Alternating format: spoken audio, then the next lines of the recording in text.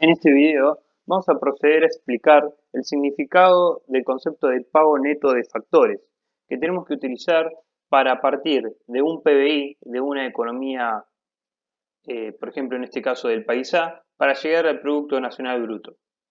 Partimos nosotros del caso de una economía cerrada, en donde en la economía cerrada el PBI es igual al Producto Nacional Bruto por el hecho de que acá en este caso no tenemos empresas, trabajadores o deuda de otro país que esté justamente empleada en el país A o que tengamos deuda del país A que ha sido, que está, digamos, en posición o en tenencia de habitantes del exterior. O sea, entonces en este caso el PBI está producido por todos factores del país, todos factores de producción del país A. Entonces nosotros arrancamos desde este escenario base. Acordémonos que el PBI puede ser calculado con tres diferentes métodos: el método del valor agregado, el método del gasto y el método del ingreso, en donde el PBI, en el último método, es igual al salario más el beneficio más intereses que se reciben de deuda. Entre otros, o sea, esto está resumido, puede haber otras fuentes de ingreso, pero están todos resumidos bajo estos tres conceptos.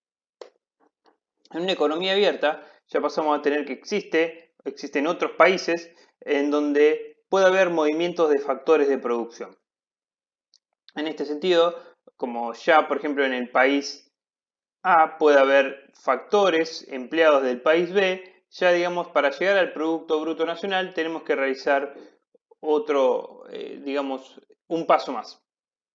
En este caso, o sea, ¿para qué necesitamos nosotros llegar al Producto Bruto Nacional? Es, por ejemplo, para tener una idea de ingreso nacional.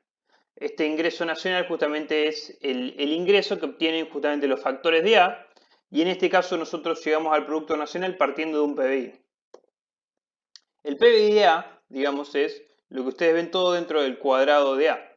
Es decir, todos los bienes y servicios producidos en un año por factores de A y factores de B, pero que están trabajando en el territorio de A. Eso vendría a ser el PBI interno. No tiene en cuenta, digamos, la nacionalidad o la residencia de de la ciudadanía de estos factores, ¿no? Entre comillas, ciudadanía.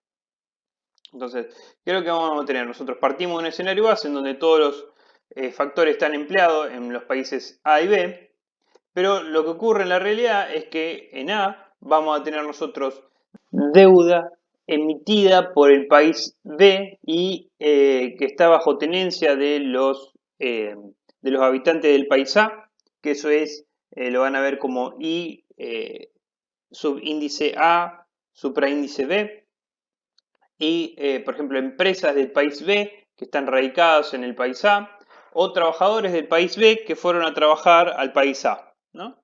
Es decir, en este caso vamos a tener factores de producción que están trabajando en A, pero obviamente son del país B. Y podemos tener a su vez, digamos, deuda que haya emitido el país A y está en tenencia por parte de habitantes del país B, es decir, tenencia de extranjeros.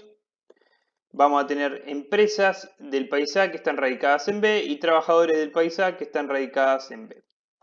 Entonces, lo que nosotros vamos a tener, o sea, cómo en economía, cómo identificamos, digamos, estos factores, por ejemplo, empresas del país A que están trabajando, perdón, empresas del país B, por ejemplo, que están trabajando en A.